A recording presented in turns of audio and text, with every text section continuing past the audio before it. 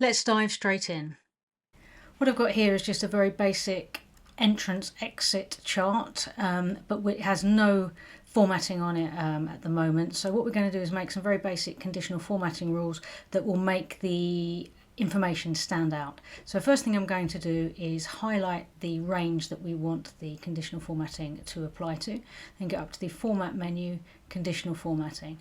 The range has already been pre-filled as we'd already selected it, and Google Sheets has made a guess at a rule for us. Any cell that is not empty is going to be green. Now we want to change that, so we just click on the drop down here and we're going to choose text is exactly, and what we're going to do is we're going to make a rule that for every time we type Sarah, then the rule will be applied. So I'll leave it this green for the moment. So now we can see that all the Sarahs have been changed to green.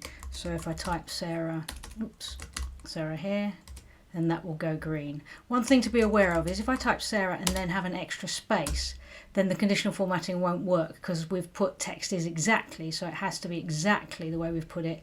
If I get rid of that space, then the conditional formatting works. You can go through your document and do that for all of the different characters. One of the other things I like to do is create a rule that makes stage left, stage right stand out.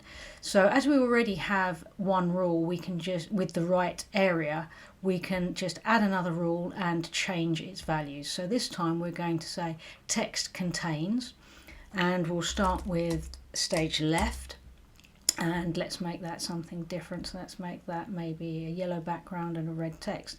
And then we can see straight away that everything that contains the word stage left has changed colour, whether it's entrance or exit. And if I just type that over here, if we just do enter stage left 2, then that also changes. So you can go through and make as many conditional formatting rules as you need.